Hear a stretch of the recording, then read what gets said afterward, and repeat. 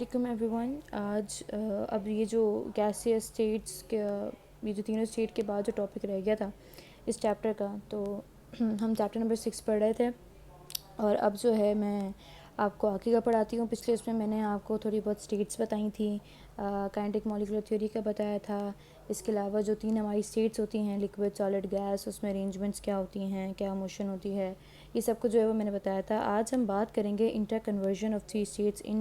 इनकी जो कन्वर्जन है उनकी जो है वो हम बात करेंगे। तो हम शुरू करते हैं। Most of the important properties liquid की, सॉलिड की और गैसेस की डिपेंड करती हैं उनकी इंटर कन्वर्जन ऑफ एक स्टेट इनटू दूसरी स्टेट में।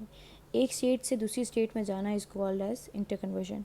जैसे कि जब आइस को, बर्फ़ को आप निकालते हैं बाहर, वार्म होती है तो पानी की स्टेट में मेल्ट हो जाती है। ये मेल्ट क्या हो रहा है, क्या स्टेट चेंज कर रही है लिक्विड? पहले तो सॉलिड थी, अब मेल्ट होने के बाद लिक्विड। यही पानी को जब आप हीट करें या बॉयल करें तो वो वेपर गैस की उसमें चेंज हो जाता है। सॉलिड लिक्विड गैस आ गई थी। कुछ सॉलिड्स हीट करने पे बजाय इसके कि वो लिक्विड में चेंज हों, वो डायरेक्टली गैस की स्टेट में चेंज हो जाते हैं। ऐसे सॉलिड्स जिनको आप हीट करें और वो लिक्विड में तो चेंज नहीं हों लेकिन वो गैस की उसमें ज़रूर चेंज हो जाएं, तो ऐसे प्रोसेस को हम कहते हैं सब्लिमेशन। इधर लिखा हुआ है कि some solids upon heating instead of changing into liquid state are converted directly into gaseous vapour state. This process is called sublimation. इनकी जो एग्जांपल्स हैं वो हैं आयोडीन, अमोनियम क्लोराइड, नैफ्थलीन। ये केमिकल्स को जब आप ये सॉलिड स्टेट में होते हैं, जब आप इनको हीट करते हैं तो ये सब्लाइम हो जाते हैं डायरेक्टली इनटू वेपर स्टेट।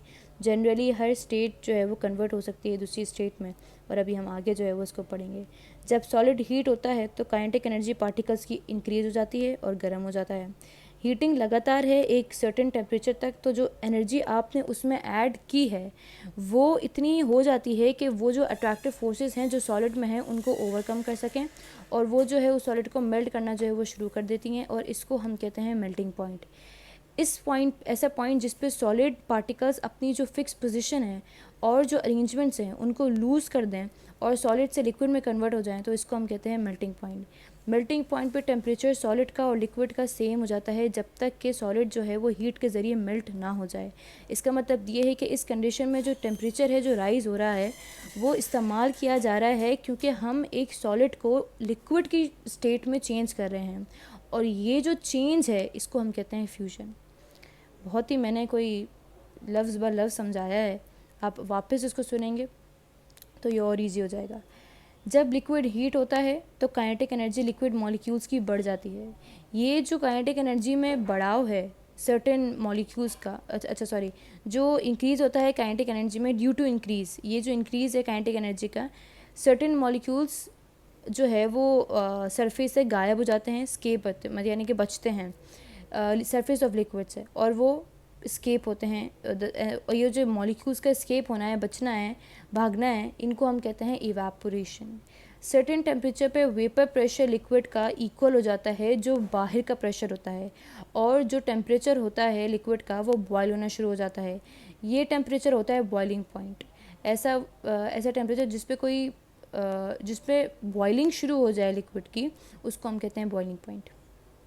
वो टेम्परेचर जिस पे लिक्विड बॉयल करे, बॉइलिंग पॉइंट टेम्परेचर है वो टेम्परेचर है जिस पे vapour pressure of a liquid equal हो जाए टू द एक्सटर्नल प्रेशर उस लिक्विड पे जो आपने अप्लाई किया है। इस पॉइंट पे बबल्स हो जाती हैं वेपर्स की, और जो है at this point bubbles of vapours are able, और अभी इस पॉइंट पे हमें जो है वो वेपर्स की फॉर्म में बबल्स मिलती हैं जो कि लिक्विड के इंटीरियर पे होती हैं, within the interior of liquid, and then rise to the surface. वैसे तो वो देखें, जब आपने अक्सर देखा होगा कि जब आप पानी बॉयल हो रहा होता है तो पहले तो वो लिक्विड के इंटीरियर साइड पे होती हैं, फिर ये ऊपर आती हैं, तो ये जो ये ऊपर आती हैं ये वेपर्स की फॉर्म में फिर हो जाती हैं। अच्छा जी, फिर वो कह रहे हैं कि at this point bubbles of vapours are able to form within the interior of liquid. Liquid के अंदर ही ये बनती हैं और फिर राइज होती हैं टुवर्ड्स द सरफेस, जहाँ पे ये फट जाती हैं, बर्स्ट हो जाती हैं और रिलीज़ करती हैं वेपर्स, और लिक्विड जो है वो गैस में कन्वर्ट हो जाता है। बॉइलिंग पॉइंट पे टेम्परेचर लिक्विड का रिमेन सेम, जब तक कि लिक्विड जो है वो इवेपोरेट ना हो जाए या फिर वेपोराइज ना हो जाए हीट के ज़रिए। इसका मतलब ये है कि इस कंडीशन में जो राइस है टेम्परेचर का वो इस्तेमाल किया जा रहा है ताकि हम लिक्विड की स्टेट को गैस की स्टेट में चेंज करें, और ये जो state from liquid to gas है इसको जो चेंज करना है इसको हम कहते हैं वेपोराइजेशन। ओके जी, ये मैंने बता दिया है। देखें, सॉलिड टू गैस सब्लिमेशन, इसलिए मैंने यहाँ पे एस जी एरो एस लिखा है, मतलब सॉलिड से गैस में होना इस कॉल्ड एज सब्लिमेशन। उम्मीद है कि ये इधर समझ आया होगा।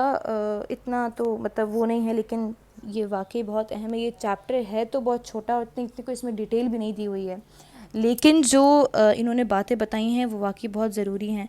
आपको डेफिनेशंस याद होनी चाहिए, आपको कॉन्सेप्ट पता होना चाहिए कि भाई बॉइलिंग पॉइंट क्या होता है, वेपराइजेशन क्या होती है, इवेपोरेशन, ये बहुत बेसिक सी बातें हैं।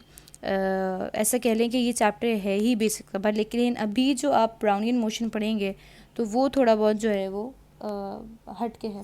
लेकिन वैसे भी ये लिक्विड गैस, इनकी arrangements, boiling point, melting point, vaporisation, evaporation, ये सब कुछ जो है वो पढ़ते आ रहे हैं। सब्लिमेशन शायद नया हो तो, और फ्यूजन भी कह सकते हैं।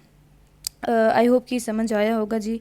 कोई भी क्वेश्चंस वगैरह हों, do let me know, I will answer them. जैसे ही मुझे पता चलेगा कि कोई सवाल आया है तो मैं आंसर कर दूँगी। अगर आपको नोट्स चाहिए फर्स्ट ईयर की, जो 3 सब्जेक्ट साइंस के, तो मैंने इंस्टा के पेज पे अपलोड की है, उसका नाम है ओन मेड नोट्स। मैंने लिंक भी दी हुई है एक वीडियो में, और मैं भूल जाती हूँ ये वीडियो में देना, तो अगर चाहिए हो तो आप प्लीज़ जो है वो मुझे बताएं। मुझे क्या बताएं, बल्कि जाके जो है वो उधर देख लें और लिख लें, बजाय इसके कि इतने ज़्यादा पैसे खर्च करें नोट्स को ख़रीदने के लिए।